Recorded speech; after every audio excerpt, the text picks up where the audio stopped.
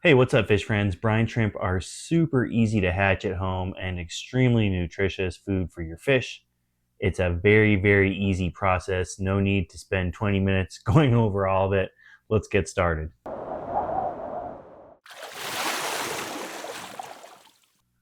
So just a quick rundown of the items you'll need. You can go online and buy a kit where it comes with everything in order to hatch brine shrimp.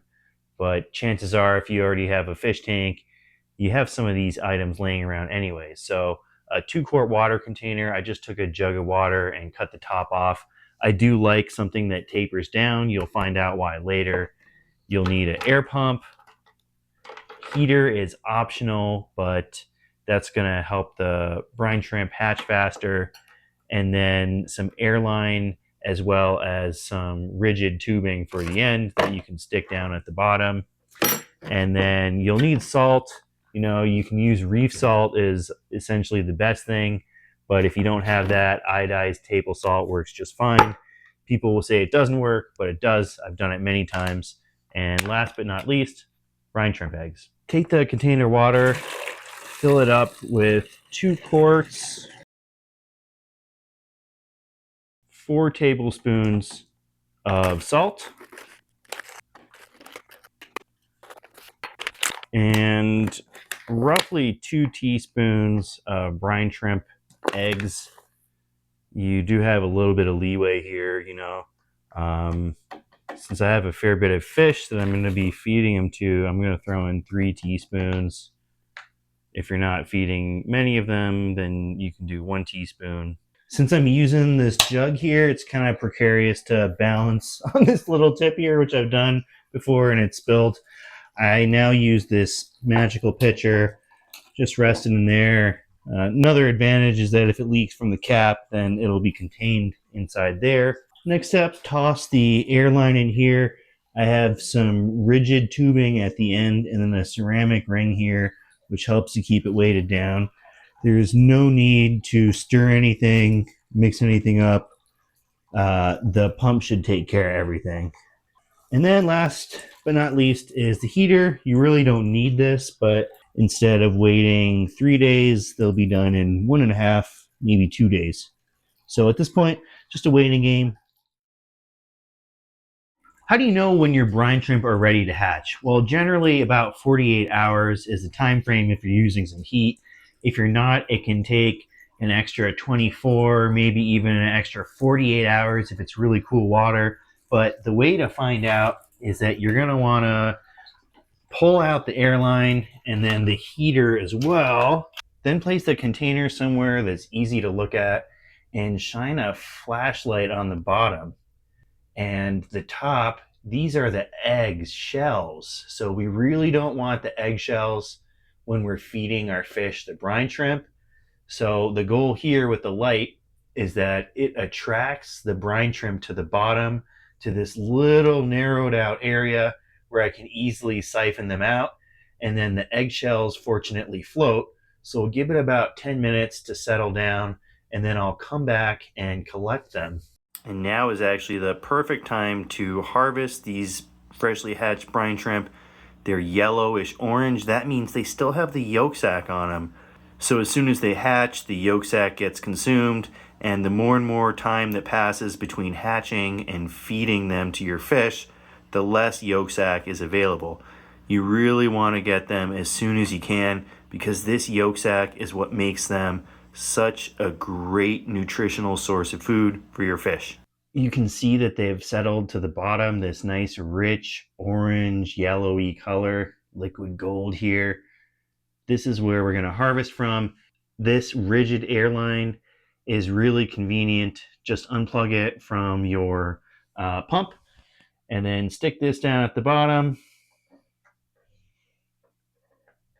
Get a little siphon going. Really be careful. You don't want to swallow this stuff. I've done that before and it's absolutely atrocious. It's horrible.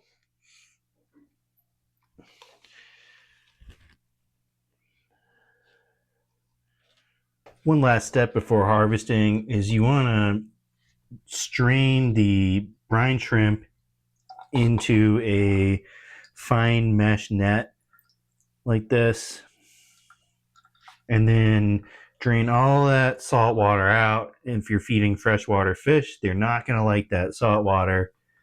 And then rinse off the brine shrimp in another freshwater container, just like that. And then you can take the brine shrimp and plop them in the freshwater solution. Now they're ready to feed your fish.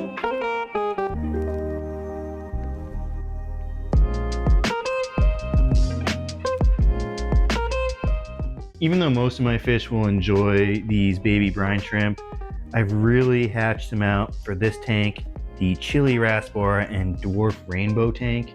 The rainbows in particular are kind of sensitive, and feeding them high quality foods is such a good way to keep them healthy. Obviously, everyone is going crazy for these brine shrimp. They're a big hit all around. This is my 125. There's some Ember Tetras, Kubotai Rasporas, Glow Light Danios. Bunch of little fish in here right now. We'll see who all smells these baby brines and come out. As you can see, there's a lot of flow. Or there come the embers, they're super pumped. But yeah, you can see there's a lot of flow in here. So in tanks like this, it's a good idea to turn off the filter. Like, there we go. And that way they can settle down on the bottom where the baby Corydoras can get some too. It's such a great food for fry.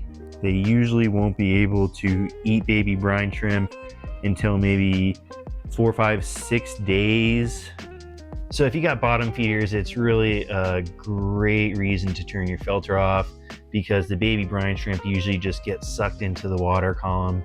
This way they get blasted down. You can see my Corys are freaking out for them, especially the baby Corydoras here.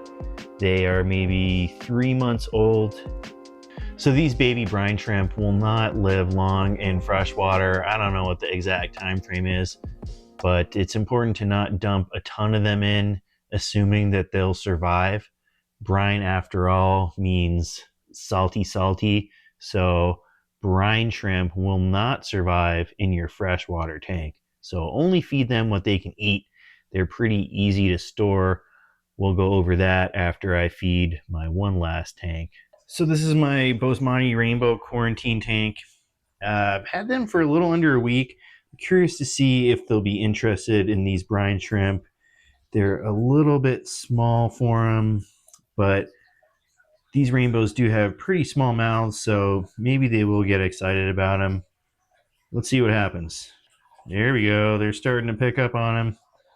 Oh, frenzy is starting.